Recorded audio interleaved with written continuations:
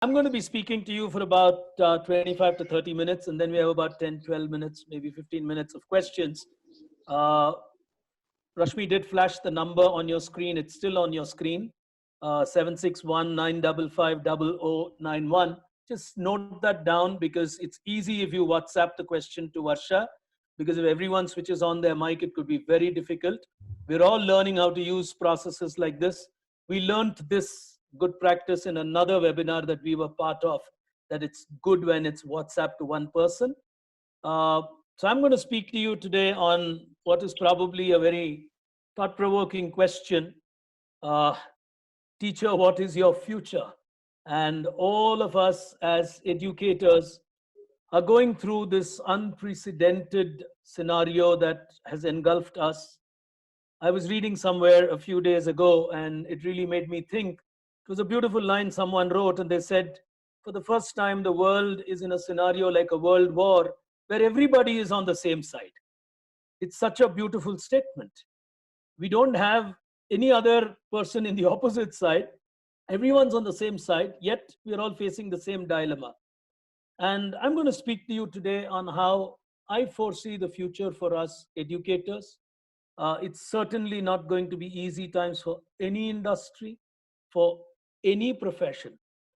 Uh, and all the more, I believe, for the education fraternity, because we are catering to the most fragile audience that is affected by all of this. Nobody really writes much about how our students are affected, our children are affected, what they are going through in this lockdown. I think we are the ones who are actually going to be the first interface to face that. Those of you teachers who are going to be facing them in classrooms when the classrooms open are going to understand how life is going to be very, very different. So at this point, what we're really doing is crystal gazing based on our experience, what we speak to others. I'm going to start by actually sharing with you uh, my view of what's the future of the world before we get to what the future of the teacher is. And if one goes by what a lot of people have been saying, the future of the world is today being described, especially in the corporate segment and so on, with 4 letters as an acronym. The world is today being described as a VUCA world. VUCA is actually a very popular acronym that is used in the manufacturing industry, that is used by people in the corporate world. It describes a situation where the future is volatile, the future is uncertain, the future is complex, and the future is ambiguous. This was coined more in the context of companies not being able to predict markets, not being able to predict which startup will come and disrupt their business. Who would have expected a company that does not own a single car to become the world's biggest aggregator of the car business, Uber? Who would have expected someone like Airbnb, who does not own a single hotel room, to become the biggest hotel company in the world? Now, those are what you call volatile, uncertain, complex, and ambiguous scenarios. But today, the world probably is experiencing VUCA in every sphere thanks to COVID-19. And it's, in my view, a very unique scenario. No one was prepared for it. No one knew what it is, or no one still probably does know what it is in reality or to the last drop. So, in my opinion, if I were to ask this question in a very simple way, the corporates can describe it in the way that suits them best. They call it VUCA, etc. No doubt that it is volatile, it is uncertain, it is complex, it is ambiguous. But as educators and people who are always working in a scenario to try and educate people, I look at this extremely positively. I'm repeating that statement. I look at this extremely positively. And for all of us educators, I look at this as a free global experiential learning program. And I think the world is just giving it back to us. We torment our children and tell them, you need to go through experiential learning and so on. The world is just giving it back to us as educators and saying, here is a free global experiential learning program for you. All of you are going to learn together. All of us are going to experience this together. If one looks at universities and institutions like Harvard, people speak of case study methods of education. You can't have a better live case than what we are going through today. We don't know how the case is going to unfold. We really don't know when what is going to happen.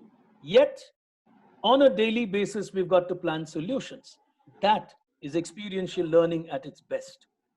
So my first proposition that I table to all of us as educators is each and every one of us, whether we like it or not, is going to learn and change tremendously from this experience.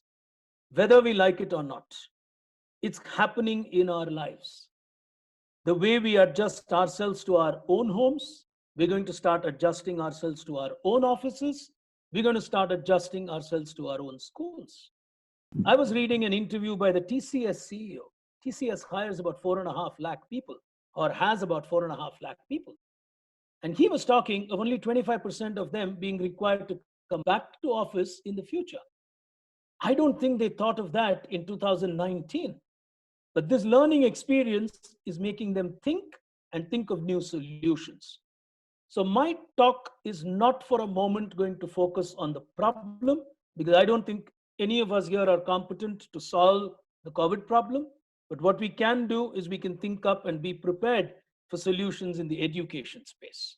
So let's all be positive and look at it as an experiential learning experience that we're going to go through. No one knows how long it's going to be. It's like a beautiful adventure where no one's told you what the destination is. That's the way I want to take this journey. Let's start with a couple of facts that we know. We do know that, typically schools and colleges are going to open last. Let's accept that reality. It is the most sensitive segment that all of us are part of. So if industries are going to slowly start opening up, the last in that list is going to be the schools and colleges. It doesn't directly affect the economy if our children sit at home. So from a governmental perspective, from a global perspective, the safest for them to do would be to keep our schools and colleges closed as long as they can. So we're going to be the last to open. Second, if there is a second wave of this crisis that comes, please remember, we're going to be the first to close. 1/3 of world population lies in schools and colleges. So the moment you close schools and colleges, you got 1/3 of the problem contained at home. So we are a typical LIFO, last in, first out kind of a scenario. When opening happens, we are last. When closure happens, we are first. What does it mean? It means your time to handle your academic years is going to be tremendously abridged. You are not going to get as much or equal time as other industries are going to get. It's a reality that we need to brace with. Other industries are going to get far more time in the next, let's say, 1 year than the academic industry will. We may try and do small little adjustments of reducing our Diwali or Dussehra vacations or Christmas holidays. All of those are cosmetic readjustments, but I personally think the academic timetable is going to go through a fair amount of stress, which means there is going to be a lot of pressure, especially on teachers who are going to be teaching in class 9, 10, 12, maybe more in class 10 and 12. That's my first proposition in terms of a factual position. What's also going to happen across levels of education is learning from now is clearly going to be this small equation that I have. It's going to be at school plus at home. And the value of the at home is going to increase. It's not that we did not have a learning at school plus at home, but the value of the at school in that equation was far greater than the at home in many cases, especially in countries like India, where we are still extremely dependent on classroom teaching. I was going through a few studies day before yesterday on the success of online education in different countries. One of the countries which is least when it comes to the effectiveness of online education is India. While a lot of people subscribe to such programs, it is never a substitute. It is only a supplement. So we are far from a scenario where online will replace schools, where people who are going to come and speak in front of mics like this are going to be able to, in any small measure, live up to what you do as a teacher in a classroom. So accept that reality. But if you look at this slide again in a nutshell, your time is going to be reduced because of the reasons I have pointed out. At the same time, there is going to be a factor of home study which is going to increase. We need to see what we therefore need to do with this new learning environment. That's the focus that I'm going to have moving forward. Here's my next thought. And these are a couple of concerns that I want to, quickly share with you. What's the biggest concern? The biggest concern is we are moving to online education at an unimaginable scale. Suddenly, it's almost universal that every school wants to be online. To what extent, in what manner, that varies. But there is a desire to get online. What's the concern? It's a completely untested medium. Many of us are making our debut online. I debuted recently on a webinar quiz. Hasn't happened before. It was for a small group, but nonetheless. You will debut as a teacher online. You will debut as an assessor online. You may address parents in a parents-teachers meeting as a principal online. Now, those are still easy and manageable. But to get children to be attentive in a medium where you're not in front of them, while it is a huge task to get them to be attentive in your own classrooms, imagine how difficult it is going to be to get them to be attentive in their own homes. And it's an untested medium. It's also a medium where, for the first time, the learner is in a better position than the enabler. Our kids are way smarter than us at understanding Zoom, WebEx, whatever it is.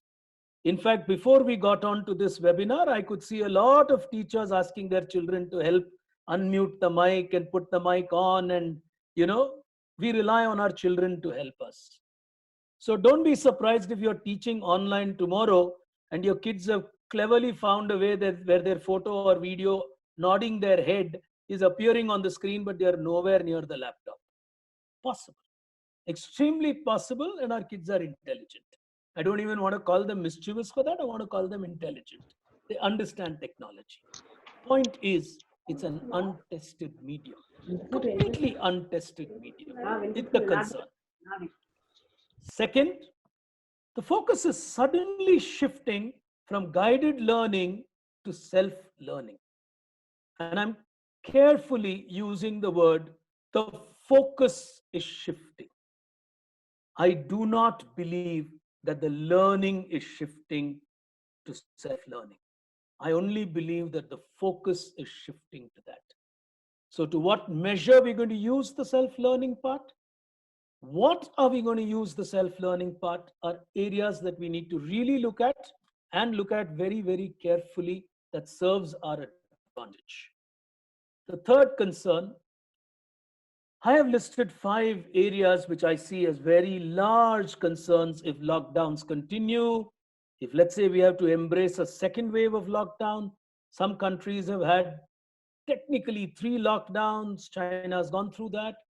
We are a country where sometimes we're planning are lockdowns based on populations which are equal to a state in India and not the population of our country. So we may be more realistic when we model our lockdowns against someone like China. We're definitely in a better position. But what if we have to have more lockdowns? That's preparation.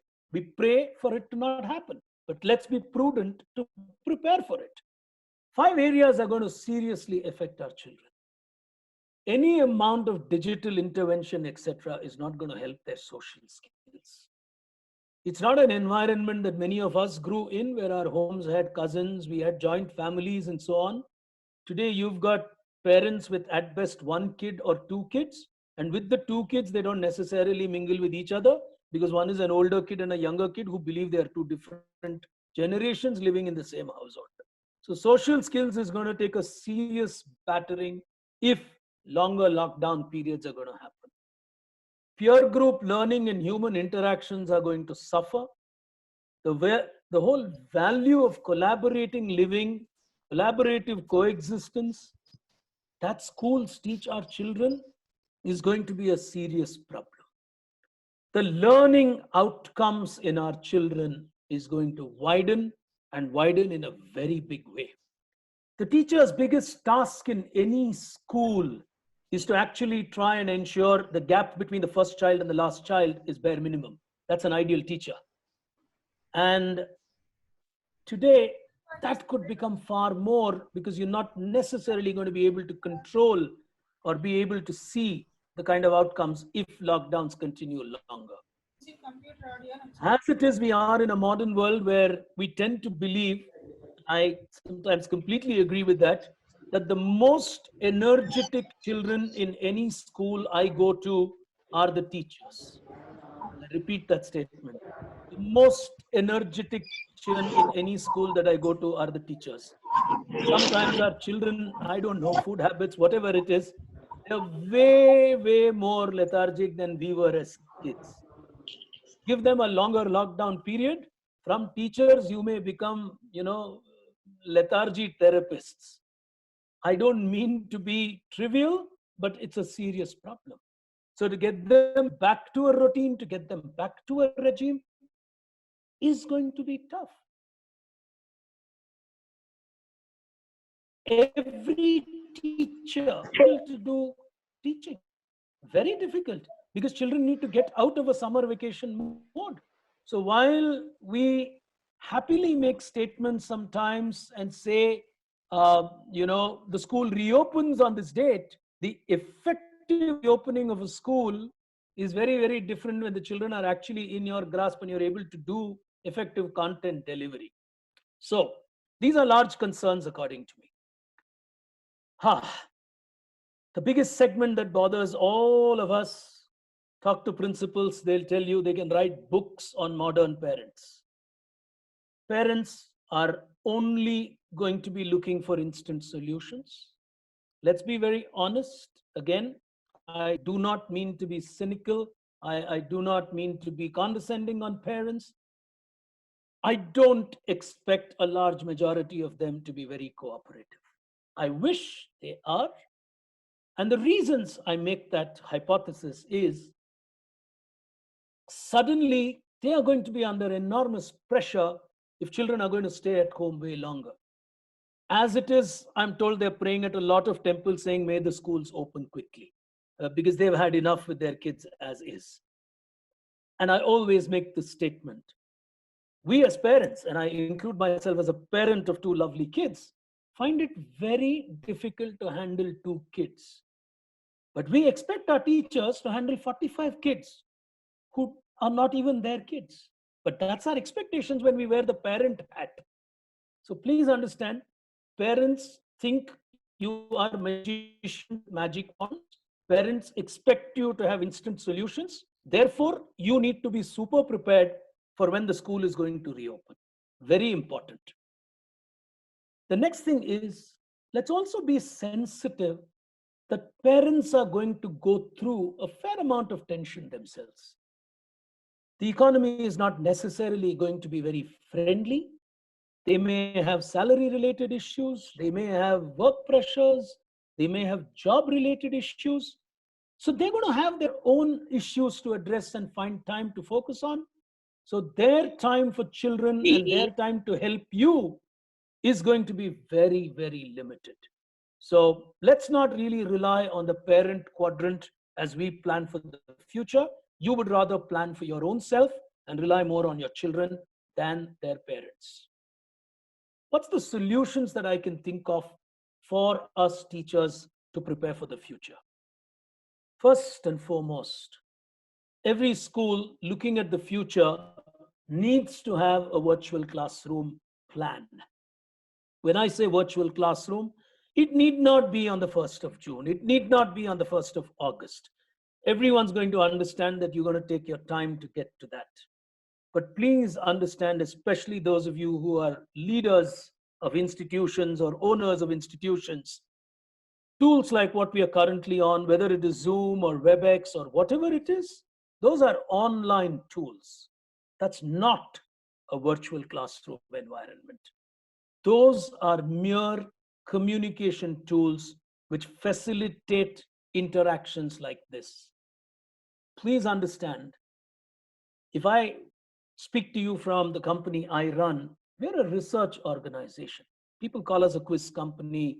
People say we do a lot of publishing, but at the end of the day, we are in research. Please understand, as schools, your single largest assets are your teachers and the way they teach. That is your proprietary. Tomorrow, don't put it on any of these third-party platforms where they start owning your teacher's teaching material. I'm sharing honest experience with you. There are people who've taken quiz books of ours in the past, simply reproduced them. We've had a lot of issues in terms of trying to figure out how do we get these infringements in place and so on to protect hard work that we have done. Please understand, schools, y'all taken a lot of effort to train your teachers and get them to be unique teachers. Otherwise, every school has classrooms. Every school follows more or less the same syllabus. What differentiates you is how you teach in your classrooms. Don't make that public information. So please, you will require a virtual classroom today, tomorrow, 2 years, 5 years from now. That's a reality. So start investing as institutes into some kind of a virtual classroom environment. That's the first solution. You take the call, whether it's a short-term objective for you or a long-term objective for you. Second, you need to distinguish, as you get into these learning platforms, between learning tools and assessment tools. I personally feel it's very, very important. Don't blindly jump into taking up something. Evaluate what it's going to do for you, how easy it's going to be for your teachers, how are you going to preserve the data, do you need some servers yourself in your schools? Assessments. If you're going to move into digital assessments, which is a good thing to do, because that will save you a lot of time in the limited time you're going to have to focus on helping your children learn and to allow the assessments to perhaps be a little more automated, I would experiment with open book exams. Anyway, the children are going to do that in the future. Why should our schools not get into open book examinations? Try it. Try quiz-based assessments. We understand that best, and that's one of the reasons I speak about it. It's fun, it's less pressure, it's easy to deploy with digital alignments. So these are things you would want to try and experiment. I would be a strong, strong advocate of open book exams. The moment you say it is open book, you're not putting the suspicion on them saying, is it a fair way?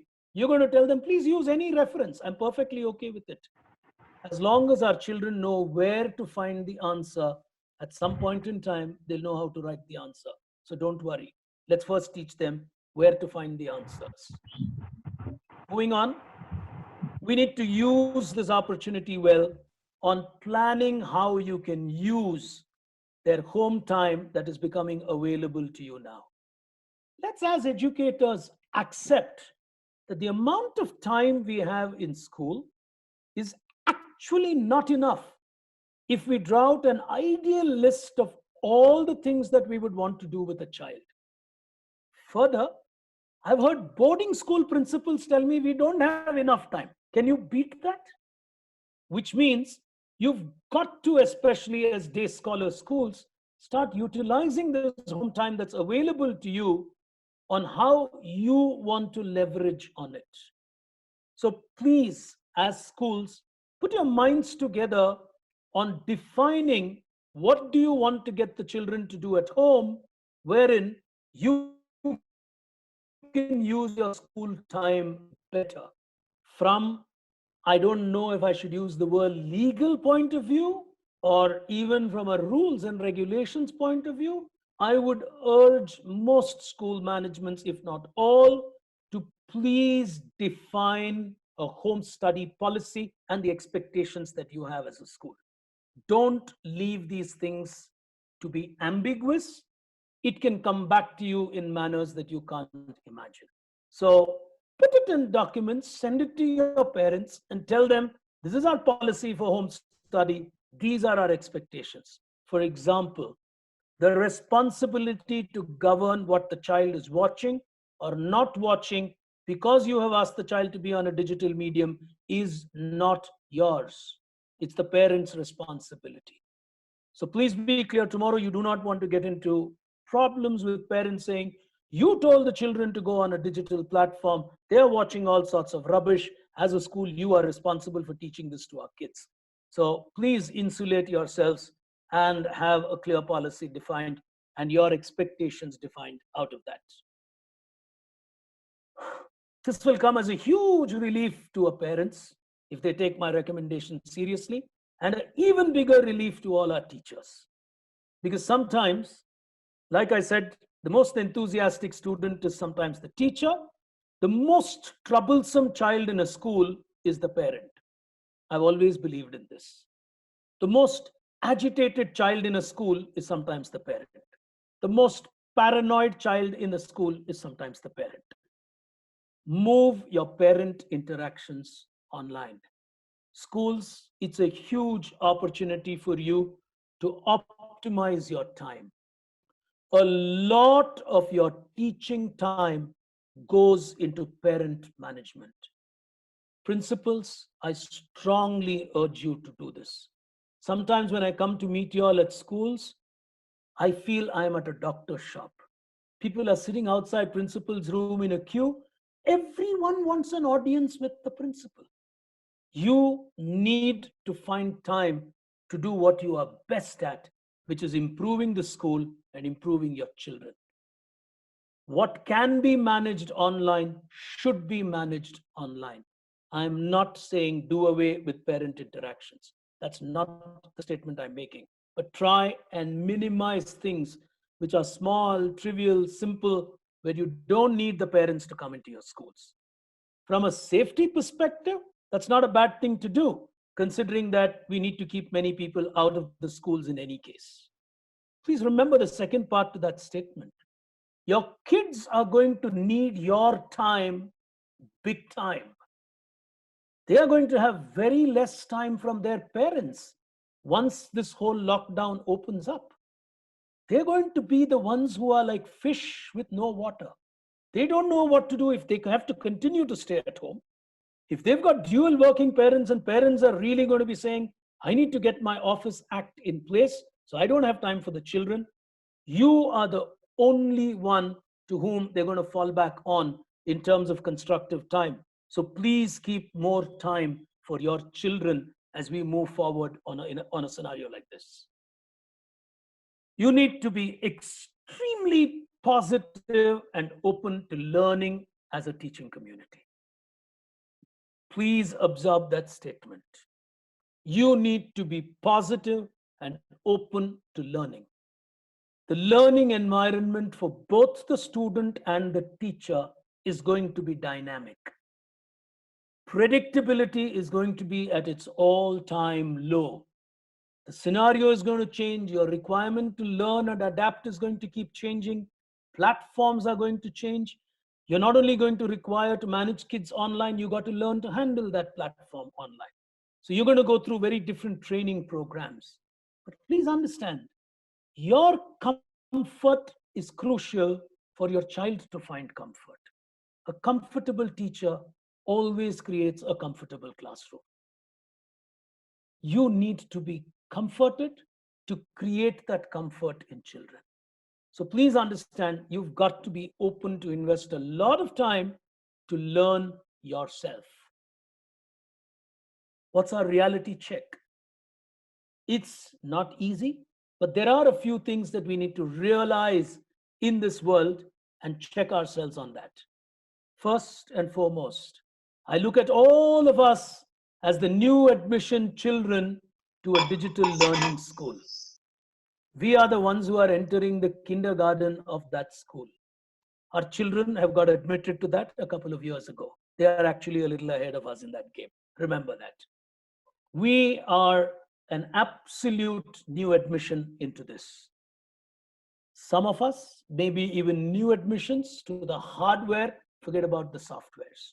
So all of us are going to learn to probably teach on smartphones, laptops, tabs, whatever it is. So schools are also going to be looking at how they're going to manage those, how they're going to make it device friendly. Huge challenges, but we are new admissions into this business. So let's accept we are the kindergarten children when it comes to this. Second, let's have a clear reality check and accept that the future has basically reached us sooner than we thought it will reach. Let's accept this reality that the future was going to be a combination of at school plus at home. It's just come way faster, and you didn't invite it so soon. It's come uninvited. So it's pretty much enforced on all of us by a simple virus. One virus has disrupted the way the world is going to function. That's the reality of this world. That explains how vulnerable we are in a fascinating world like this. But that is what makes educators so important. Because if we are not going to be able to brace these faster than other industries, the future is going to be at jeopardy. So it's important for us to accept that the future has just come a little faster than we thought it would come. It's very important to use this time as a reality check to teach our children to prepare for their exams. That's really what we spend a lot of time in school doing. We actually prepare them for exams. I often say this at schools which are extremely exam focused. There are two types of coaching classes, one which happens inside schools and the other that happens outside schools. If that's what you are, try to use this opportunity to become a school that prepares them for their future. Don't get too worried, except in class 10, 12, maybe 9th standard if you start early, 11th standard, whatever. But if you're really looking at 7th standard and below and so on, get your school to have a new vision on what the future of the child in a world like this is going to be and how you're going to prepare them for that. Realign your curriculum accordingly, realign your time accordingly, and what you can't do, outsource it to the house of the child. I'm repeating that statement. Outsource it to the house of the child. Monitor it, but get your children to do what you can avoid doing in schools. It'll really help the world because you're going to have future ready children. Next is very important. This is how I see schools in the future. What's the present? The present is you're a school, you have a syllabus, your job is to increase subject knowledge, you have to enable them to write exams, and you graduate them from your schools to a future. These are the 4 core things that a current school does. What are you going to be expected to do in the future? You got to be able to prepare them to be globally ready and clearly Indian. It's important. And I'm making a very powerful statement here. The globe is becoming a very small place. Even a virus has become global. So as humans, we need to learn to scale as well. Everyone needs to be global. But we should never, ever forget our roots. It is the responsibility of us educational institutions to enable our children to be proud citizens of our country. Sometimes the quest to become global tends to happen at the cost of you losing out on your roots. That should not happen. So I put these two statements together: globally ready children who are clearly and proudly Indian. That's a responsibility of the future for schools. Second, we all understand that we need self confidence. We definitely need our children to have self belief. And that is going to be extremely important as we move forward. The third is crucial, which is to teach them the right way to be prepared for the future. What's going to be required in the future? We're going to require people who have leadership skills, not leadership in the manner where you have to lead people. You got to lead to solve problems. You've got to lead to be ready to take decisions. These are traits that children need to learn in schools today. Call it 21st century skills, call it by what name you want, but we need to skill enable our children to embrace the future, not subject enable them beyond a point to just cross examination barriers. That world will change very, very quickly. Finally, we need children to be innovative and creative. If COVID has done one thing to this world, it has woken up the creativity that has been lying dormant in so many people. Just the availability of more time has brought out so much innovation, so much creativity. We need to allocate time for that. Sometimes I think in this mad rush that we get into, even if I might call it syllabus-oriented rush, tends to make us not allocate enough time for innovation, creative expression, sharing of these ideas, common platforms for learning and growth like non-scholastic activities and so on, or co-scholastic activities. Schools need to find the time for that. That is where you're preparing children for a future. That is where they learn collaborative existence.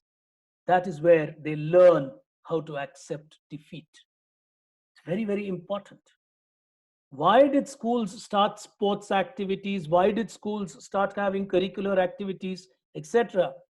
It's simply because if you go back historically, schools wanted to create enough opportunities for children to learn to win and to learn to not win. You got to learn to accept that every race is not for you to win. There are races where someone else will be better than you. So it's very important to provide those platforms as a school. This simple infographic, in my opinion, is how I see the future ecosystem of any educational institution globally. So these are key elements. Finally, moving forward to my closing remarks, please remember your kids are going to refuse to go home when you reopen your schools. Trust me when I make that statement. They've had enough of their homes. They've not even been able to play with their friends in the neighborhood. They've been largely stuck at home. Their huge environment for school is because they see it as fun. They see it as the environment where they can jump, dance, scream, do everything that probably the lockdown hasn't allowed them to do at home. So please brace for this situation. It's going to require time. It's going to take school time for you to provide them with the fun activities that they require. Maybe as schools, you need to tell them 30 seconds, scream, no problem. Allow them to express themselves. There is so much of bottled up energy in our children that we are going to perhaps unleash and open up when they come back to our schools. Be prepared for that. It's not a casual remark. As educators, please help your school and kids to shape their future. Don't try solutions which remedy the past. We have a massive opportunity, like I said, It's an experiential learning program for all of us, where the end objective should be to shape the future and not rectify the past. So let's look ahead and let's look to the future. In all of this, what you need to do is very simple. What's applicable to children is applicable to us. All you need to do is to ignite your curiosity. Be willing to learn. Be willing to experiment with newer platforms. Be willing to try and share new things. As teachers, be willing to fail. It's very, very important for you. Yes, it's going to take us time to adapt to new technologies. We'll fail. We'll make a fool of ourselves sometimes. Uh, all of that is bound to happen. But be curious. That's the way to grow in an unpredictable world, which I call the VUCA world. So please be curious. Please be willing to experiment. Please be willing to fail. Very important for us teachers to learn those things. Finally, teacher, your future is bigger than your past. Please accept this reality check as well. Your reach is going to be huge and unimaginable. You're really going to have no clue what kind of a profound reach you're going to have. You are actually going to reach homes, probably in a manner where you are virtually going to be present inside drawing rooms of families. That is something you never did in the past. Some parents had to get introduced to you when they used to come for parent-teacher meeting. Child had to say, Amma, this is my history teacher. Amma, this is my maths teacher. Today, the English teacher and the maths teacher is going to enter the living rooms of many homes, in whatever manner. So please understand, your future is way bigger in terms of geographic span. You are no longer a teacher only inside your school compound. Your geography has changed as a teacher. Please remember, you are the bridge to the future.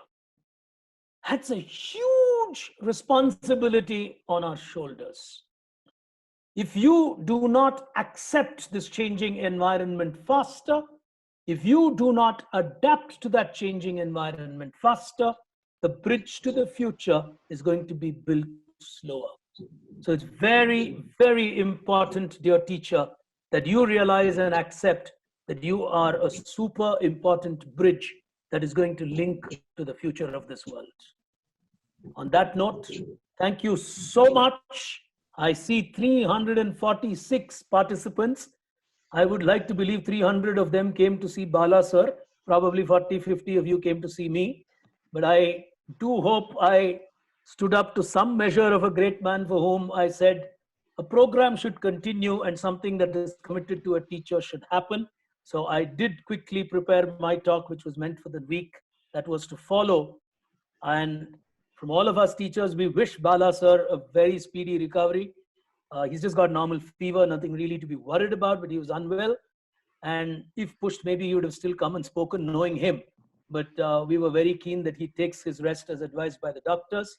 To all of you teachers, wish you a wonderful, wonderful future. I thank the teacher.in for thinking through this idea. It's the first among the series that we're actually planning. We're planning a fair number moving forward because we're all getting used to this. There's a second reason why we want to do these programs. Please ensure your teachers attend such programs. It makes them familiar with technology. And we assure you, none of the programs that we're going to do, at least from the teacher.in, is going to cross 40, 45 minutes, which is a typical teaching period in a school. So that's really how we're slotting it. We had to start a little late today because we had teachers waiting, and we also getting used to these, waiting rooms being large and so on. We thank you for actually writing in quickly to Vibha, because originally we were supposed to do this on a Google platform, which allows only 150 people. We had 400 mails, so we decided, okay, let's move to a different platform, which is why we also had to quickly adapt and change platforms in 2 days' time to get onto a large Zoom classroom. On that note, I'll take your questions. We've got about 10, 12 minutes to do that. Thank you, Big Brain. We've actually had a very good response, a positive response, and that's what I can see on the chat room here on Zoom. Many of you have been asking for the entire recording of this particular webinar. So let me assure you that we would be putting up this particular webinar on the Teacher.in YouTube channel, and we have your email IDs. So we will revert to you with the YouTube link of this particular webinar, so you can refer to it at any point in time that you would be interested. We will now move on to our question and answer session. It will be taken forward by Ms. Varsha Prasad.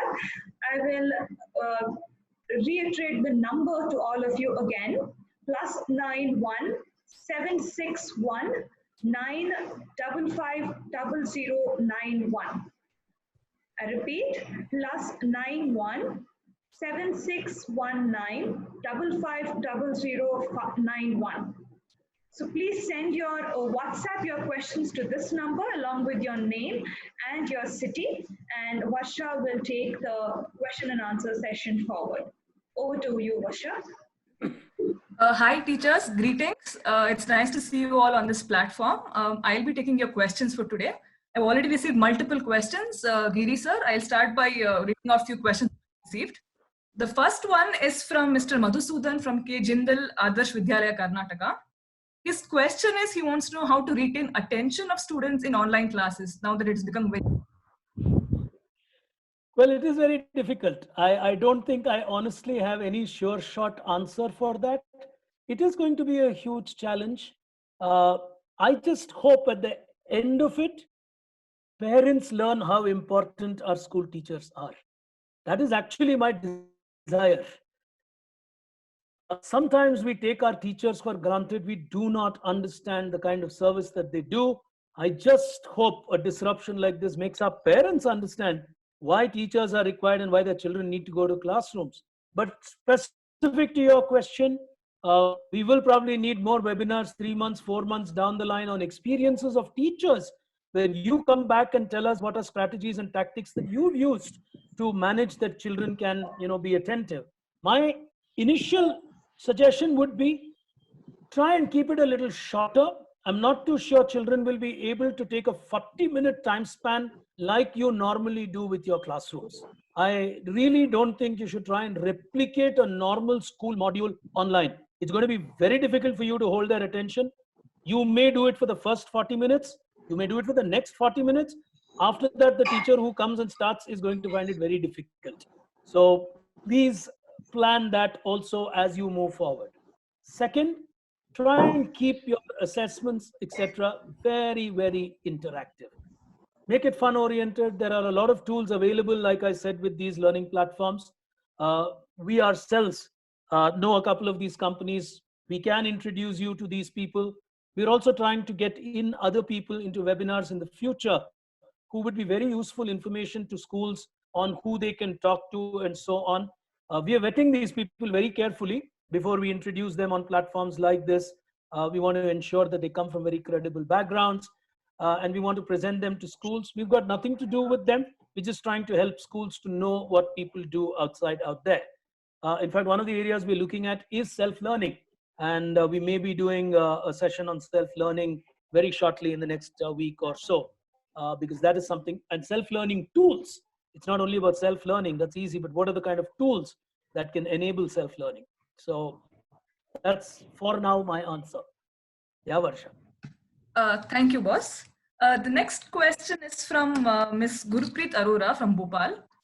She's concerned assessment process teachers are going to follow henceforth now for online classes and assessments. Can you repeat that? Yes. Ms. Gurpreet Arora from Bhopal has a question for you. The question is... Just get closer to your audio. Yeah, go on, Varsha. Yes, yes. Ms. Gurpreet Arora from Bhopal has this question. She's concerned about the assessment process teachers are going to follow for online assessments. Well, just like offline assessments change from school to school, and you have very different assessment platforms, it's not going to be easy for you to follow a particular methodology, which is why I recommended and said probably an open book system is a good thing because you're not really getting into being suspicious about whether your children are being honest or not honest. Forget about children. You don't even know whether your parents are going to cooperate with you on that. I'm being blunt and honest. You want to live with that. Everyone wants them to score the marks. So don't be too worried about how much they score. Be worried, like I said, in an environment like this where your assessment is happening in a remote location. As long as they know where to find the answer, that is a mid-path progress. You can always get them back to school and figure out. The online assessment tools are pretty robust. A lot of these learning platforms, which is why I said you need a learning platform as a school, which also has a very strong assessment tool attached to it. Those will tell you. What you could also do is during your teaching sessions, you could do unannounced quizzes. That gives you a sudden assessment. Of course, it's extremely possible that a parent is also going to start attending classes from now. We have a lot of extra enthusiastic parents sometimes in our country who would want to love to sit next to their children and attend your lectures. So suddenly your classroom size might become far more than the number of children you handle. So all of these are realities we're going to embrace. It's nice. Let's be positive about it. There is no sure fix to assessments, but we will learn. But I personally think it will at least change our attitude to what is an assessment outcome. That is important. Yeah, Varsha. The next question is from Saroj Rao. She would want to hear the explanation of VUCA again because she was fascinated by it, and she wants to know the role of residential schools from now on, given the situation. Let me just try and put that up if that interested. Okay. It stands for volatile, it stands for uncertain, it stands for complex, it stands for ambiguous. Those are the four things that VUCA stands for. It's not something I created. It's been around for a very long time now, especially in the more in the manufacturing sector and more in the business sector or the corporate sector. It is so true. It is so true. The world is volatile, the world is uncertain, the world is complex, and a lot of things that happen around us are ambiguous. So that's the first part to what you asked as VUCA. There was a second part to your question. I just missed that. The role of residential schools now, given the situation. It's not going to be easy. First and foremost, I think your priority is going to be the safety measures that you're going to provide your children. Every parent of a residential school is going to look first at how safe is my child going to be in that school. I don't think it really differs whether it's a day boarding school, a day scholar school, or a residential school, but it's just a psychological factor that the child feels that the child is not with me. So the expectations from you are going to be far more in terms of what you're going to deliver.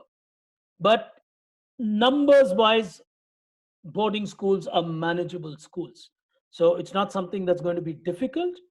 Most boarding schools actually have extremely good hygiene practices already in place. Most of us know that because we anyway understand they are children and we do not want children to fall ill. So I think boarding schools are going to have to focus on that. Your pressure on time is probably going to be a little lesser, but your vacations are really going to be something you'll have to look at, because sometimes I know boarding schools tend to have their own vacation definitions. Not necessarily like the day scholar schools. You want to give them longer vacations so that they can go and spend time with their parents and so on. So your timetable realignments are going to be critical.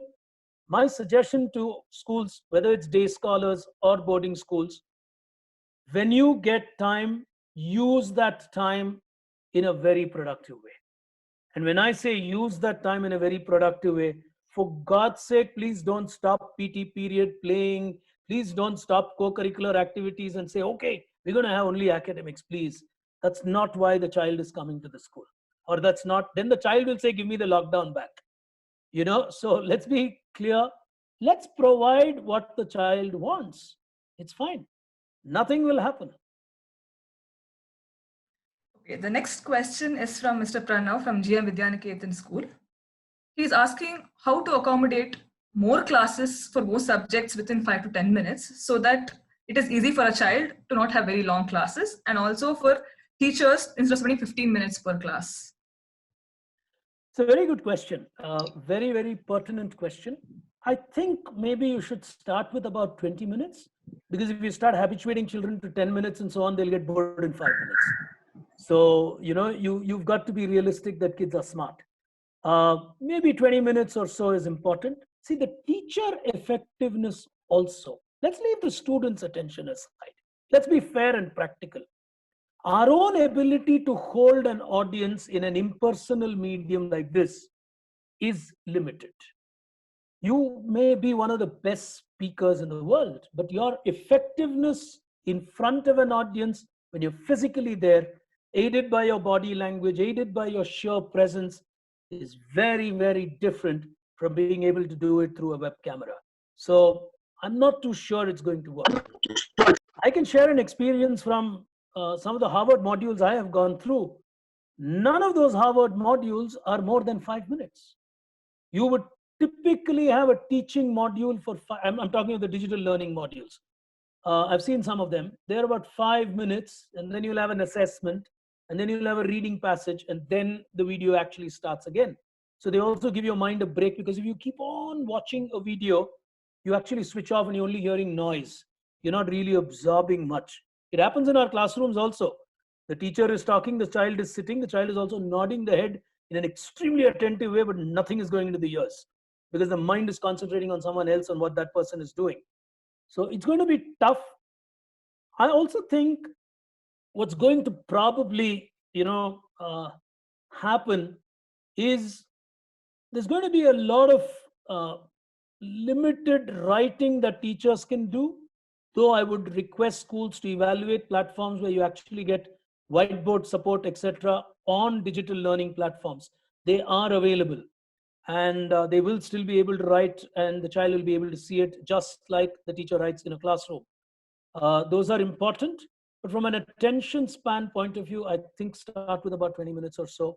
It's not going to be easy, but you would have to break that up into a couple of lineups. Don't do more than 2 or 3 sessions together. You'll need more breaks. Maybe even if it's a 15-20 minute break, give them those breaks and ask them to come back. So you will need, it's not going to be really like school. You can't get them all attentive from 8:30 to 3 o'clock or whatever it is. The next question, this question I've had from multiple people. They're all wondering about the safest method to tutor children online. Now that the multiple platforms that are used for online classes are being criticized for safety reasons. So they want to know the safest methods to have online classes.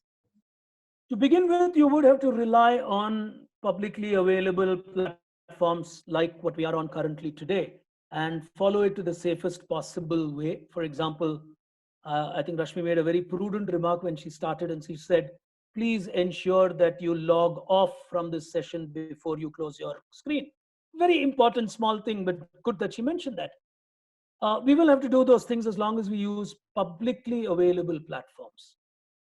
One of the statements I made, it probably turned out to be in passing.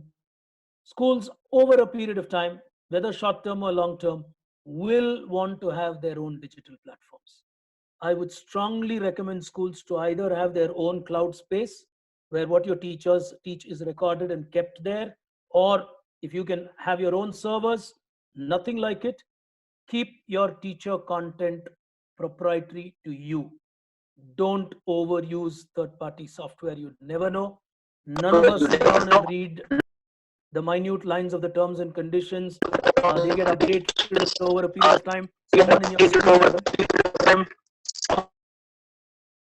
Someone in your school administration might just accept the updated procedures. Someone in your school administration just accept the updated procedures.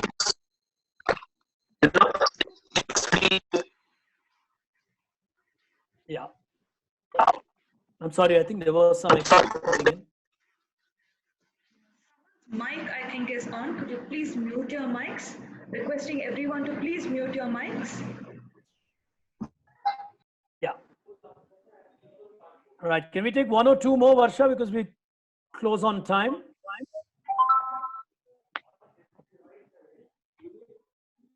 Varsha, you're on mute. Yeah. No. Go on. Sorry. Teachers, please note, we'll be taking only a few more questions. We have many already. I have a question from Mr. Tippanna from Bellary. He wants to know the effectiveness of online education when compared to face-to-face education, the impact that the online education will have. I mentioned that, in fact, I was going through 2 or 3 studies, one by Stanford, one by Singapore. And interestingly, I was also going through a study by the Education Department of Finland, which a lot of us sometimes, give a lot of probably accolades to. I don't want to digress, but that's not necessarily a great comparison to make. It's easy to have phenomenally effective modules when your classroom size is 12 students. We can do that too if our classroom sizes were 12. Our problems and our environment is very different in Indian education. So one has to be very careful on what comparisons you make sometimes. You can't compare jackfruits and grapes and say, well, this is how it is. Coming back to the question, even in extremely technology adapted countries like Finland, the effectiveness of online education is very limited in terms of success, especially when it comes to school education. The success level of online learning and education is at its highest when it comes to corporates. Corporate training programs, orientation programs, new technology introductions, self-learning is highest with adults. The second is with higher education. The third, if we have to compulsively break the cake, would be with probably high school students. They're still okay with probably, online tutorials, etc. But when you go below 6th standard, 7th standard, it is the classrooms that continue to rule. Forget about all of that. What are you going to do with your kindergartens? I mean, it's a huge challenge. And like I said, we only keep thinking about the teacher-student relationship in a school.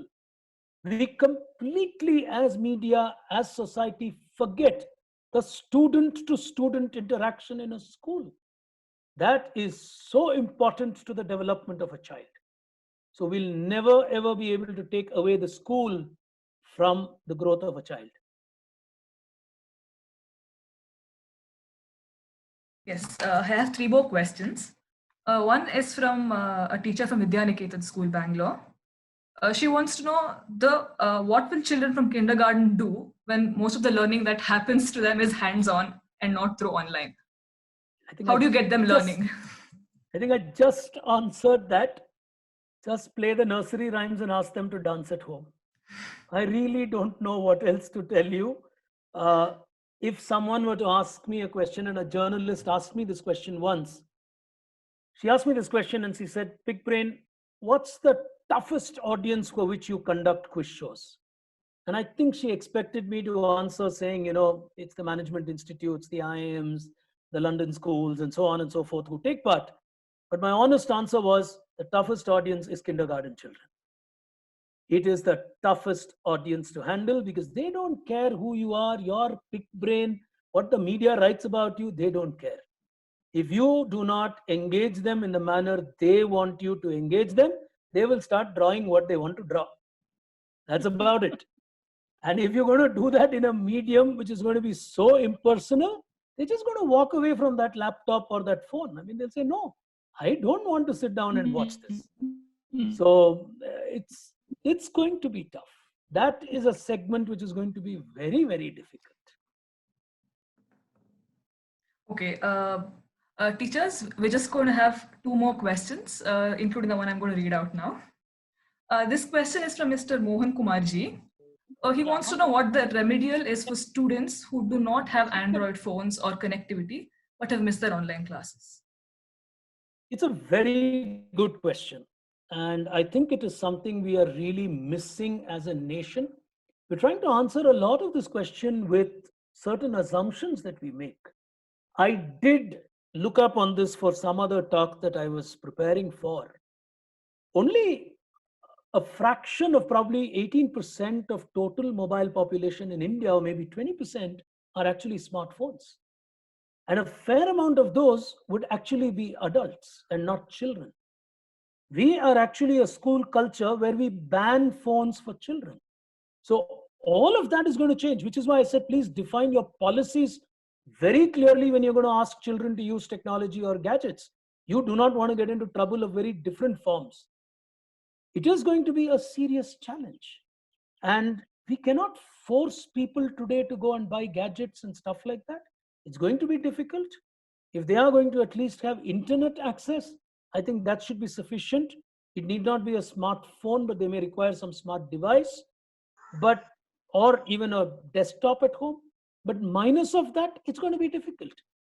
If the question is extended a little further, what are we going to do with our rural schools? It's a massive challenge that we're going to face, which is why I said a lot of these solutions that people blindly embrace are based on countries which are very different countries. Tomorrow, when people write and say, Singapore has done this, Singapore is smaller than one colony in Delhi. I mean, you drive really fast in Singapore, you will fall into the water. Those are 15-kilometer radius countries. So you got to be very, very careful when you plan for a country like India. It is a challenge. It's a very sensitive challenge. We are not an online country. I actually started my talk by making that statement. I'm glad you asked that question. It's a very sensitive question. I have a second addition to that. We may have the device, but do we have the connectivity at home to enable that device? That's a challenge too. Even in a talk like this, it is difficult for us to sometimes get the right video, right audio. It's not going to be easy for you to share files. You got to convert all your knowledge that you probably have as teachers actually in written textbooks or written notebooks. Most of us keep notes as teachers. You got to translate that probably into PowerPoint slides. So there is a challenge. I do not see this as a quick fix on 1st July, 1st August. It's progressive learning for parents, schools, and children. And as long as we accept that, and people like me, and I'm sure people like Bala sir, etc., are definitely going to be writing a lot on these in the media to get parents to understand they need to show patience to our schools. And I assure you, at least from my end, I'm going to be writing extensively on that topic because our parents need to show patience to the schools. We are not prepared for this at all, and we need to recognize that. We've got to go one step at a time, but start moving in that direction, because you may face a bigger COVID than this, where you have to stay at home for 6 months. Then what are you going to do? God forbid that happens in our lifetime, but we must prepare for it. Thank you. We take one more. Yes, this is the last question. Yeah. This I've received from multiple people. The question is, how do we handle children's special needs in such situations? Because online, catching their attention on time, making them sit in one place will be very difficult. In fact, my heart goes out to those children. They are the ones who need the social fabric. They need the attention. They need the personal touch. And they need trained people to handle them. You can't substitute them. But having made that statement, I am not an expert at this topic. I could see a couple of teachers on the grid who I know are special educators. Sometimes these children surprise us far more than what we call normal children. And trust me on that statement. These special educators will completely agree with you when I make that statement. They adapt super quickly. I just pray they are able to do it, but God has gifted them with an adaptation ability that perhaps some of us are very slow at. So that's my only hope. There is no sure fix solution. We will learn along the way. For now, we go in with the assumption that a physical environment is best equipped for them. They may prove us wrong, and I wish they prove us wrong. Well, thank you, Big Brain. Thank you so much for throwing a lot of insight into multiple questions that have been asked by teachers here. Dear teachers, it gives me immense pleasure to see so many of you taking part in large numbers. We are all very happy to see you taking part, taking time out of your schedules and being a part of this. There are multiple questions I'm still receiving on my phone, but please send us a mail on this. We will try to answer all the questions for you. we have had more than 300 to 400 registrations. We have tried to accommodate all of you. And I've been still getting messages on people asking for more such sessions to be held. Thank you for your response. I have all your email IDs. We have contacts. So we will keep you posted on such sessions in the future. And we will put it up on our social media pages and on our website. So you're aware of what is happening and you're informed on that. Varsha, And yes. so sorry, before you say the final thank you, I've got one outstanding question which came to me Yes. directly. I think I should share that. Please, The question is, can organizations like you please organize an orientation for parents? I think all of us should switch on our mic and clap for that. Please switch on your mics. Please switch on your mics and clap for that question. That's a wonderful suggestion. I think I'm going to pass that question to Bala sir. He is perhaps the best equipped to do something like that. But I think on a serious note, I think that is a requirement. I really respect that question. I think it's a serious requirement. I think you should look, whether it's from us or whoever it is, schools should consider parent orientations. Let any number attend. Brilliant question, whoever sent that to me. Lovely, thank you for that question. Thank you, Pigbrain.